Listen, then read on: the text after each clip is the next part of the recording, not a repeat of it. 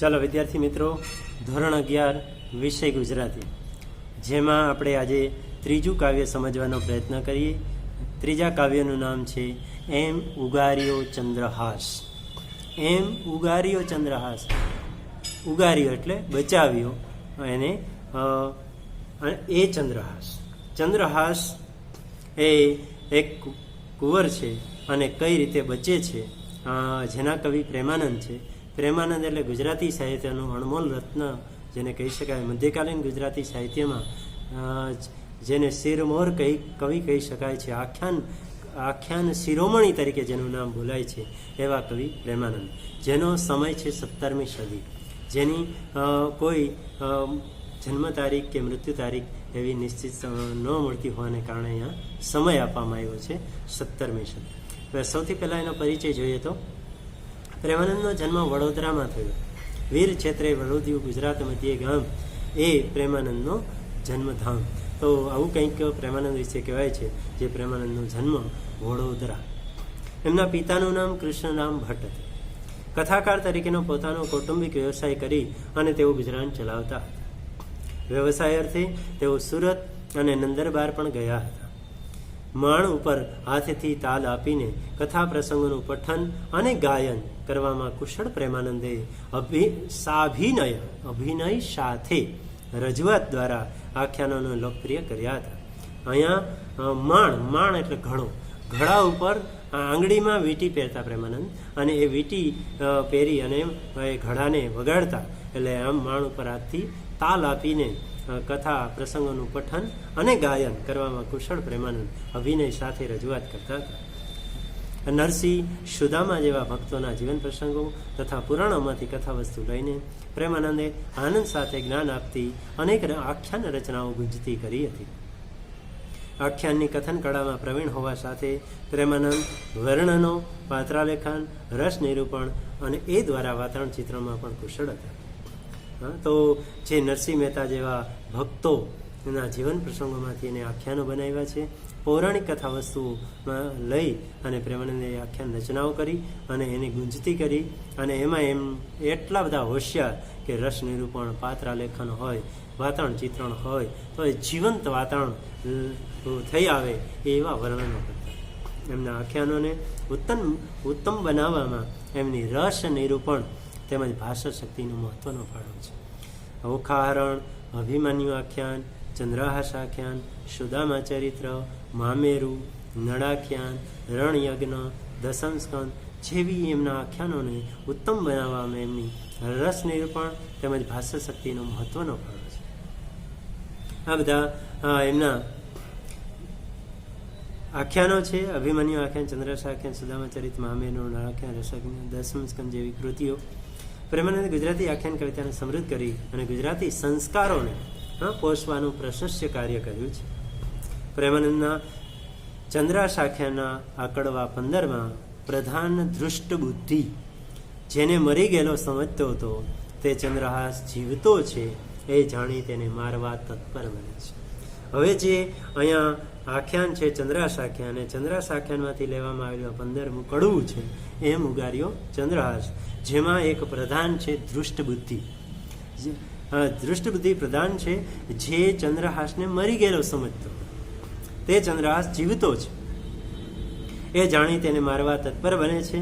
ચંદ્રહાસને વિષ આપવા પોતાના પુત્ર મદનને લખેલો પત્ર તેની જ સાથે રવાના કરે છે, અને ચંદ્રહાસને મારવા તત્પર બનેલા ચંદ્રહાસને વિષ આપવા પોતાના પુત્ર મદનને લખેલો પત્ર તેની સાથે જ રવાના કરે છે. શ્રી કૌંતલપુરના પાદરે પહોંચી ચંદ્રહાસ વિશ્રામ કરે છે. તે સમયે ધૃષ્ટ બુદ્ધિની વિષયા નામે પુત્રી સખીઓ સાથે ઉપવનમાં આવી છે. ત્યાં સૂતેલા ચંદ્રહાસને જોઈને મુગ્ધ થઈ જાય છે. યૌવન સહજ આવેશમાં વિષયા ચંદ્રહાસ પર મોહિત થાય છે. આ કડવામાં પ્રેમાનંદે તેનું રસિક વર્ણન કર્યું છે. ધૃષ્ટ બુદ્ધિની જ દીકરી છે વિષયા, અને એ વિષયા એની સખીઓ સાથે જ્યાં ચંદ્રહાસ બાગની અંદર, બગીચાની અંદર સૂતો છે, ત્યાં એ ફરવા આવે છે અને એના પર મુગ્ધ થાય છે, મોહિત થાય છે. અને યૌવન સહજ આવેશની અંદર, કારણ કે યુવાન છે વિષયા, અને આ કડવામાં પ્રેમાનંદે એનું રસિક વર્ણન કર્યું છે કે એક યુવાન કન્યા કઈ રીતના એક યુવાન ચંદ્રહાસને જોઈ રહ્યા છે. ચંદ્રહાસને મુગ્ધ ભાવે નિરખતી વિષયા સુતેલા ચંદ્રહાસની કમરમાં બાંધેલો પત્ર હળવેકથી સેરવી લે છે. અને જે ચંદ્રહાસ બગીચાની અંદર સૂતો છે ત્યાં એ સુતેલા ચંદ્રહાસની કમરની અંદર એક પત્ર બાંધેલો છે અને એ પત્રને હળવેકથી સેરવી લે છે. ચંદ્રહાસને મારી નાખવાની પિતાની યોજના વિશે વાંચી અને તે ચંદ્રહાસને ઉગારવા એક નેત્રનું કાજળ અને બીજા નેત્રનું જળ લઈ તરણા વડે વિષને બદલે વિષયા લખી ચંદ્રહાસને ઉગારી લે એવી હાજર બુદ્ધિનું આ કડું પ્રેમાનંદની સર્જક શક્તિનું પણ ઉત્તમ ઉદાહરણ છે. હા, તો ચંદ્રહાસને મારી નાખવાની યોજના હતી એના પિતાની, અને એ પિતાએ કાગળમાં લખ્યું હતું કે ચંદ્રહાસને વિષ આપજો. તો વિષને એ કાગળ વાંચે છે વિષયા, અને વિષની જગ્યાએ યા ઉમેરી દે છે, વિષને બદલે થઈ જાય વિષયા, અને એમ ચંદ્રહાસને ઉગારી લે છે, બચાવી લે છે. અને એ હાજર બુદ્ધિ જે છે એ પ્રેમાનંદની સર્જન તેનું ઉત્તમ ઉદાહરણ છે. જોઈએ રાગ ગોડીમાં લખાયેલું આ 15મું કડવું છે, અને આ 15મા કડવાના રાગ ગોડીમાં લખાયેલું ચંદ્રહાસ આખ્યાન એ આપણે જોઈએ. 15મું કડવું. વિષયાએ વિમાસી જોયું એ પુરુષને હું નરખું, અન્ય પશુ પક્ષીને માનવ નથી કોઈ અહીંયા સરસ્યું. વિષયાએ વિમાસી જોયું, વિષયાએ વિચારી જોયું એ પુરુષને હું નરખું, એ પુરુષને હું જોઉં, નરખું એટલે જોઉં, અન્ય પશુ પક્ષીને માનવ નથી કોઈ અહીંયા સરસ્યું. અને જ્યારે વિષયા છે એની સખીઓની સાથે એક બગીચાની અંદર ફરવા આવે છે જ્યાં ચંદ્રહાસ સૂતો છે અને સૂતેલા ચંદ્રહાસને જુએ છે, ત્યારે એ વિષયા વિચારી જોવે છે કે જે પુરુષને હું જોઈ રહ્યો છું ત્યાં અન્ય પશુ પક્ષી, બીજા કોઈ પશુ પક્ષીઓ તો અથવા માનવ નથી ને માનવ નથી, કોઈ અહીંયા સરસ્યું, કોઈ અહીંયા સરખું. એમ અહીંયા પશુ પક્ષી કે માનવ સરખું કોઈ અહીંયા જોવા મળતું નથી ને, હું જોઈ રહી છું, એ મને તો કોઈ જોતું નથી ને. એમ રખે ચતુર તુરી કહેતો સ્વામી, જાગશે તો શું થાશે, નિદ્રાવસ્થી કેમ ઉઠાડું, પછી શું કહેવાશે. રખે ચતુર તુરી કહેતો સ્વામી, રખે કદાચ ચતુર તુરી કહેતો સ્વામી, ચતુર એવો અશ્વ એટલે ઘોડો, તુરી એટલે ઘોડો, કહેતો સ્વામી એના સ્વામીને કહી દેશે, જે ઘોડો છે કદાચ એના સ્વામીને કહી દેશે. સ્વામી ચંદ્રહાસ છે, જે એનો માલિક છે, એ નીચે સૂતો છે, ઘોડો ઊભો છે, એટલે અને એ જાગી જશે તો શું થશે, જાગશે તો શું થશે, નિદ્રાવસ્થથી કેમ ઉઠાડું.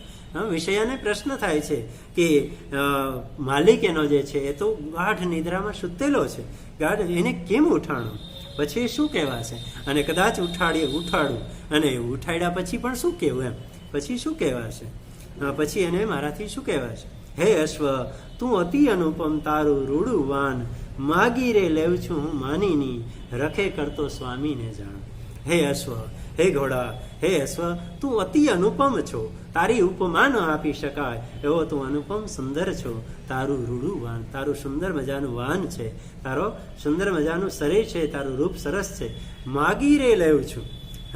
તો એ અહીંયા વિષય કહે છે કે હું માગી લઉં છું, પણ સુંદર સોમાની સ્ત્રી તારી પાસે માગી, હું સોમાની સ્ત્રી છું અને તારી પાસે માગી રે લેવું છું માનીની એટલે સોમાનીની, જેને સોમાન વાલું હોય એવી સોમાની સ્ત્રી માગી. રખે કરતો સ્વામીને જાણ, રખે તું સ્વામીને મારી જાણ કરતો, કદાચ તું મારી સ્વામીને જાણ કરી દે, એટલા માટે હું તારી પાસે માગી લઉં છું વચન, કે તું મારી કદાચ એ તારા સ્વામીને જાણ કરજે. તારે રત્ન જડિત મુખ મોરડો, ઉદયા ચડ ઉગ્યો ભાણ, પેંગડા તારા પરમ મનોહર રત્ન જડિત પલાણ. તારે રત્ન જડિત મુખ મોરડો, તારા મુખ ઉપર જે મોરડો, જે બળદને કે ઘોડાને બાંધવા માટે, એને કાબુમાં કરવા માટે જે મોરડો જે સૂતરનો હોય તે પહેરાવવામાં આવે છે, તો એ વિષયા એના એ ઘોડાના મુખ મોરડાના વખાણ કરે કે તારા માટે તો રત્ન જડિત મુખ મોરડો છે, તારે મોઢે બાંધવાનું દોરડું છે એ રત્ન જડિત છે. ઉદયાચળ ઉગ્યો ભાણ, અને ઉદયાચળ એટલે ઉદયગીરી, ગીરી એટલે પર્વત, ઉદયગીરી પર ઉગ્યો છે સૂરજ, જાણે મેરુ પર્વત પર સૂર્ય ઉગ્યો છે, એવો તારો મુખમંડળો ચમકી રહ્યો છે. એમ કહેવાનું હતું, પેંગડા તારા પરમ મનોહર. પેંગડા એટલે કળા, જે ઘોડા ઉપર અસવાર થવા માટે જેનો સહારો પગે લેવો પડે એવા કળા એને કહેવાય પેંગડા. પેંગડા તારા પરમ મનોહર, તારા પરમ મનોહર મનને મોહી લે એવા તો તારા પેંગડા છે. રત્ન જડિત પલાણ, અને જે રત્નથી જડેલા એવા પલાણ. પલાણ એટલે ઘોડાની પીઠ પર બેસવા માટેની જે બેઠક હોય એને કહેવાય પલાણ. તો એવી જે તારી બેઠક છે, તારા પર જે અસવાર બેસે એના માટેની બેઠક પણ રત્ન જડિત છે. એવું કહેતી ચાલી ચતુરા ચંચણ નયણે જોય, રખે સખી સહિયર આપણી છુપી રહીને જોઈ. એવું કહેતી ચાલી ચતુરા, અને આવું કહેતી એ ચતુર સ્ત્રી, એ વિષયા એ ચાલે છે. એ કહેતી ચાલી ચતુરા ચંચણ નયણે જોઈ.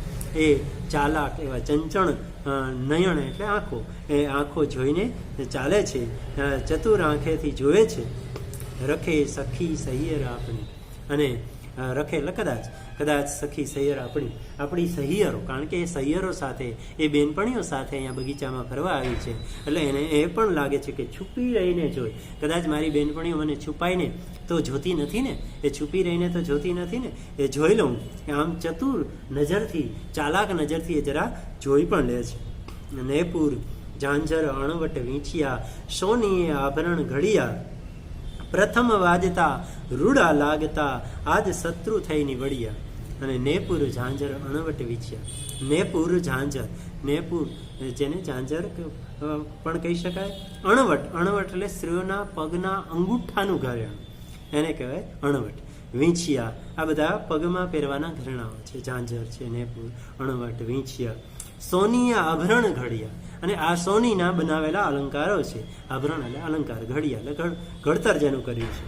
પ્રથમ વાજતા રૂડા લાગતા, પગમાં પહેરેલા ઘરેણાઓ જે વાગતા, જેનો સરસ મજાનો અવાજ આવતો, ઝાંઝર હોય તો છમછમ અવાજ આવતો, તો એ બધું ગમતું, રૂડું લાગતું. આજ શત્રુ થઈ નીવડ્યા.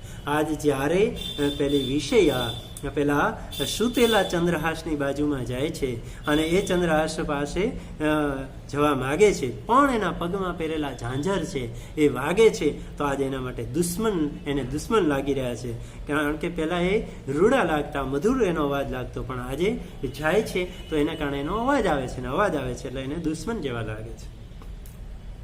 એવું કહી મને દંડ કરી ચાલી, ઝાંઝર ઊંચા ચડાવી, મરમે ભરતી ડગ જેમ જળમાં બગ, એમ શ્યામા સમીપે આવે. અને એવું કહી મન દ્રઢ કરી, આવું કહીને મનમાં દ્રઢ મજબૂત મન કરીને એ આગળ ચાલે છે. ઝાંઝર ઊંચા ચડાવે, ઝાંઝરને ઊંચા ચડાવે, પગમાં ઝાંઝર ઊંચા ચડાવી દે એટલે એ વાગવાના બંધ થઈ જાય. એટલે એ મન મજબૂત કરે છે, પગમાં એના રહેલા ઝાંઝરને ઊંચે ચડાવી લે છે. મરમે ભરતી ડગ, અને મર્મમય રહસ્યમય રીતે ડગલા ભરતી હોય, જેમ જળમાં બગ, જેમ જળમાં બગલો ડગલા ભરતો હોય. હા, બગલો છે એ પેલી માછલીને પકડવા માટે જેમ છાનો માનો ચોર પગે જેને કહી શકાય, એ ડગલા ભરતો હોય, માછલીને ખબર પણ ન પડે એવી રીતે એ ડગલા ભરતો, એમ અહીંયા વિષય પણ એવી રીતે પગલા ભરી રહી છે જેમ ડગલો ભરી. એમ શ્યામા સમીપે આવ્યા. શ્યામા એટલે જુવાન સ્ત્રી, વિષયા, અને જુવાન સ્ત્રી એ છે વિષયા. તો એ વિષયા નજીક આવી રહી છે. કોની? ચંદ્રહાસની બાજુમાં. ચંદ્રહાસની પાસે અતિ ઉલ્લાસે હરિવદની હરખે બેઠી. ચંદ્રહાસની પાસે અતિ ઉલ્લાસપૂર્વક એ હરિવદની હરખે બેઠી. મુજ શ્વાસ લાગે સાધુ જાગે, ચિંતા તે ચિત્તમાં પેઠી. અને ચંદ્રહાસની પાસે અતિ ઉત્સાહપૂર્વક એ હરિવદની, હરિ એટલે ચંદ્ર, ચંદ્ર જેવા મુખવાળી, જેનું મુખ ચંદ્ર જેવું છે એવી વિષયા હરખથી ઉત્સાહ સાથે જઈને બેસે છે. મુજ શ્વાસ લાગે સાધુ જાગે.